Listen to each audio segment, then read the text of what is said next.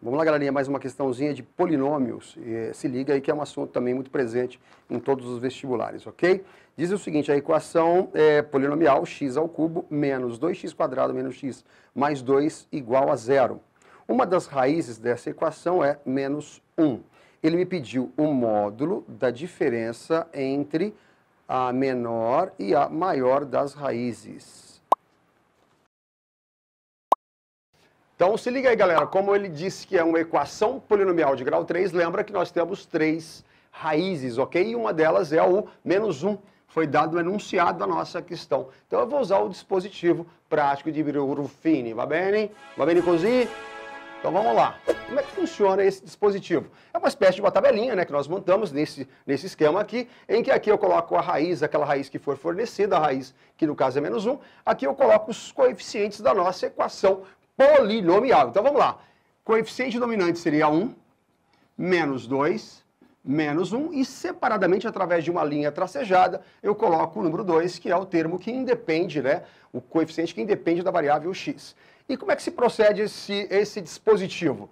Eu vou descer, tudo bem? Com o coeficiente dominante, baixo ele, desci, multiplico pela raiz, tudo bem? Que foi fornecida, e somo ao próximo coeficiente. Então vamos lá. 1 vezes menos 1, menos 1, menos 1 mais o menos 2, daria menos 3.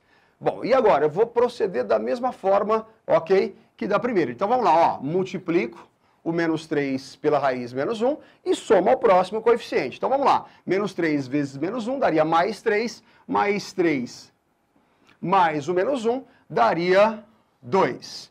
Finalmente, o último, né, o último processo, que seria pegar o 2, multiplicar pela raiz menos 1 e somarmos ao último termo, que seria o termo que independe da variável x. Então vamos lá, 2 vezes menos 1, menos 2, mais o 2 daria 0, é o que se espera, afinal de contas, ok, o menos 1 era raiz. E da onde sairão as outras duas raízes? Bom, as outras duas raízes sairão de uma equação polinomial de grau 2, que tem como coeficientes 1, menos 3 e 2. Então é bem simplesinho, 1x² menos 3x mais 2 igual a 0. E essas raízes sairão, né, essas duas raízes sairão daqui. Vamos lá? Vamos tentar soma produto, que é um artifício que eu uso muito, adoro soma produto. Então, olha lá, dica. A soma dessas raízes seria menos b sobre a, soma então 3. E o produto dessas raízes nós sabemos que é c sobre a, o produto é 2. Então, como dica legal, eu sempre vou no produto. Produto 2. Tudo bem? E seguido direto com uma outra dica. Se o produto é um número primo, eu sempre testo o próprio número e 1. Tudo bem, leque-leque? O próprio número e 1. Então eu testaria 2 e 1. Então vamos lá. Quando eu faço o produto, 2 vezes 1, 2, produto 2, e para minha surpresa a soma deu 3. Não foi surpresa, né? A soma dá 3, ou seja, minhas raízes são 1 e 2. Então, quem seria o conjunto de solução para essa nossa equação? Seriam as raízes menos 1, 1 e 2. Lembrando, então, que menos 1 foi uma raiz que foi fornecida no enunciado dessa questão. O que ele nos pediu aí? Então, lembra que ele pediu o quê? O módulo, portanto, o que ele quer é o módulo da diferença entre a menor e a maior das raízes. Então, módulo da diferença. Diferença entre a menor é menos 1. Ele quer o módulo da diferença entre a menor e a maior das raízes, o que seria módulo de menos 3 e que nós sabemos que vale 3, ok?